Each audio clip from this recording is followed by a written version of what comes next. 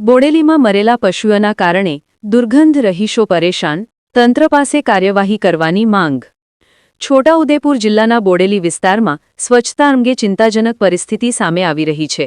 પ્રાપ્ત માહિતી મુજબ અલીખેરવા વિસ્તાર ખાતે આવેલી એમડીઆઈ સ્કૂલ પાછળના રહેણાંક વિસ્તારમાં છેલ્લા કેટલાક સમયથી મરેલા ભૂંડોના મૃતદેહોના કારણે દુર્ગંધ ફેલાઈ રહી હોવાનું સ્થાનિકો દ્વારા જણાવવામાં આવ્યું છે, જેના કારણે આસપાસ રહેતા લોકોમાં અસ્વસ્થતા અનુભવાઈ રહી છે। સ્થાનિક લોકોના જણાવ્યા અનુસાર દુર્ગંધને કારણે દૈનિક જીવન પ્રભાવિત થઈ રહ્યું છે અને કેટલાક વિસ્તારોમાં બારી દરવાજા બંધ રાખવાની ફરજ પડી રહી છે। ખાસ કરીને ઝૂંપડપટ્ટીમાં વસવાટ કરતા અને દૈનિક મજૂરી કરતા પરિવારો માટે પરિસ્થિતિ વધુ પડકારજનક બની હોવાનું કહેવાય છે।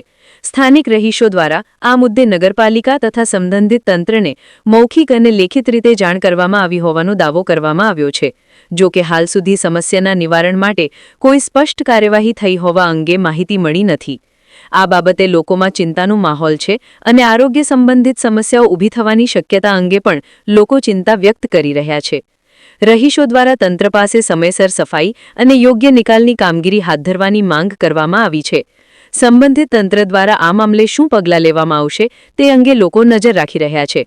રિપોર્ટર હબીબુતુલ્લા મકરાણી, બોડેલી, મધ્ય ગુજરાતનો અવાજ ન્યૂઝ ગુજરાતી। ચાચા કે ડુંગરી ફળિયાના રહેવાસીઓ આ ભૂંડોના ત્રાસથી એટલા ત્રાસી ગયેલા છે। દર ત્રીજા દિવસે ભૂંડ મરી જાય છે, 2 ભૂંડ મરી જાય છે ને અંદર ઝાડી છે। પંચાયતનો માણસો આવ્યા હતા તે વખતે વાલ સેટ કરવા, ત્યારે એમને કીધું કે આ ઝાડી કાઢી નાખો, જીસીબી લઈને આવેલા હતા, ચોખ્ખું કરી નાખો, તો બી કર્યું નહીં।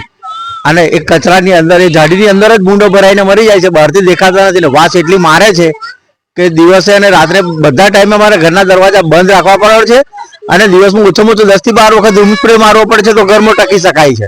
એટલું ખતરનાક વાસ આવે છે કે રહેવું અશક્ય લાગે છે। જાણે એટલી વાસ મારે છે કે ઘરમાં રહેવાનું દુશ્વાર થઈ જાય છે અને વારંવાર ઘરની અંદર 10-12 વખત રૂમ સ્પ્રે મારવા પડે છે। અને શેરુ સરદારજી કરીને અમારી પાસે નંબર સેવ કરેલો છે, એ માણસને કોલ કરીએ છે તો આવે ના આવે, 10 વાર કોલ કર્યો તો કોઈ વખત આવે, હા પછી લઈ જઈશ, આ તો સડી ગયું છે, આ ના હટાવાય, એ તો 2 દિવસમાં ગંધ બંધ થઈ જશે, આવા વિચિત્ર જવાબો આપીને જતા રહે છે। અને ફક્ત અમારા વિસ્તારમાં જ ભૂંડનો ત્રાસ છે। આખી બોડેલી નગરપાલિકામાં બીજું કશું દેખાતું નથી આ સરદારજીઓને ભૂંડ છોડવા।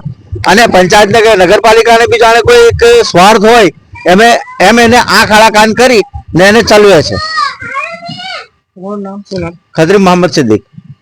ફરિયા પર ચાચક વાળા રસ્તા પર ડુંગરી ફર્યું આવ્યું છે, એના અંદર 15 દિવસથી ભૂંડ એટલા મરી જાય છે અને એટલી તકલીફ થાય છે કે ઘરના અંદર રહેવાય એવું કોઈ એ જ નહીં રહેતું અમને, કે એટલી વાસ મારે છે અહીંયા આગળ। અને છોકરા બી બીમાર પડે છે, અમે બી પોતે પરેશાન થઈ ગયા છે આ ભૂંડથી।